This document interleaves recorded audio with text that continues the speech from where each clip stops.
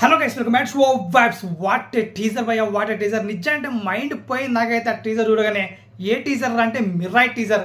ఎవరైనా చూడకుండా ఉంటే ఖచ్చితంగా వెళ్ళి చూసేయండి భయ్యా. మైండ్ బ్లోయింగ్ అంతే, మామూలుగా లేదు. సో నాకు తెలిసేంత వరకు ఒకటి ఫిక్స్ అయిపోయింది భయ్యా ఇక్కడ నుంచి అయితే. ఖచ్చితంగా మన తెలుగు సినిమా హాలీవుడ్ లెవెల్లో ఇంపాక్ట్ ఇవ్వబోతుంది. ఆ రేంజ్లో ఇక్కడ నుంచి టీజర్లు కానీ ట్రైలర్లు కానీ సినిమా కట్లు కానీ ఆ రేంజ్లోనే వస్తాయి అనిపిస్తుంది. ఈ మిరాయ్ టీజర్ చూస్తుంటే చిన్న సినిమా భయ్య, చిన్న హీరోలు, బట్ ఇంపాక్ట్ మాత్రం మామూలుగా వేయలేదు. లిటరల్లీ ఆ లాస్ట్ షాట్కి అయితే మైండ్ పోయింది అంతే. సో ఏంట్రా ఈ సినిమా కథ అనేది క్లియర్గా తెలుసుకున్నది భయ్య.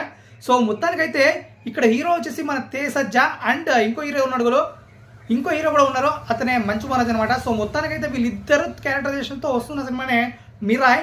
సో మొత్తానికి మెయిన్ హీరో వచ్చేసి తేజ అనమాట ఇందులో. సో తేజ నాగేశ్వరం వరకు ఈ సినిమా తర్వాత ఇంకో మెట్టెక్కి ఎక్కడికైనా పోతారో అర్థం కాదు భయ్యా.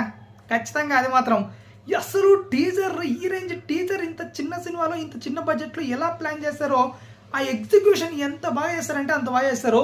మెయిన్గా విఎఫ్ఎక్స్ అంటే ఆ క్వాలిటీ కానీ పిక్చర్ క్వాలిటీ చాలా అంటే చాలా బాగుంది.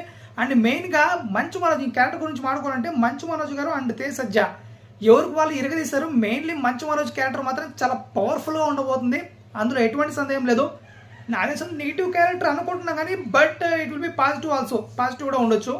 బట్ తేజ క్యారెక్టర్ మాత్రం చాలా యూనిక్గా ఉండబోతుంది. ఇందులో కూడా హనుమాన్లో మనం ఎలా చూసామో అలాగే ఇందులో ఒక పవర్ఫుల్ వ్యక్తిగా ఉండబోతుందని తెలుస్తుంది. సో మొత్తానికైతే దీనికి డైరెక్టర్ ఎవరా ఇంత బాగా టీజర్ కట్ చేస్తారని చూశాను భయ్య. డైరెక్టర్ ఎవరా అంటే కార్తిక్ ఘట్టమనేని అంట.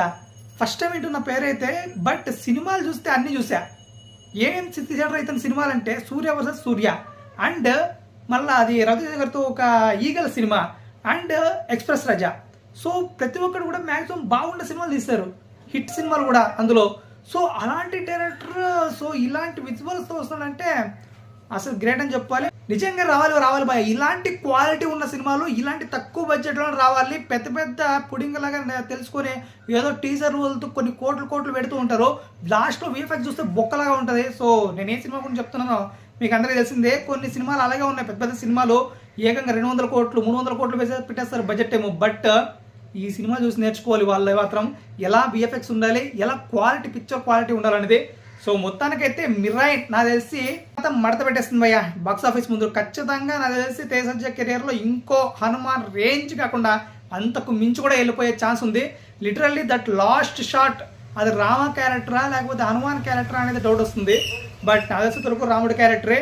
సో ఆ అడుగు పెడుతూ వస్తూ ఉంటే లిటరల్లీ గూస్ బంప్స్ అనమాట. సో ఆ పిక్చర్ కనీసం అది చూడడానికన్నా వెళ్ళాలి అసలు ఆ క్యారెక్టరైజేషన్ ఏంటని. సో నాకు తెలిసినంత వరకు పిక్చర్ మాత్రం పిచ్చిగా ఉండబోతుంది. సో మీకేమనిపించింది ఆ టీజర్ చూడకుండా తప్పకుండా కాంటోలు తెలియజేయండి. ఇంకెందుకు కలిసి సబ్స్క్రైబ్ చేసుకోగలండి.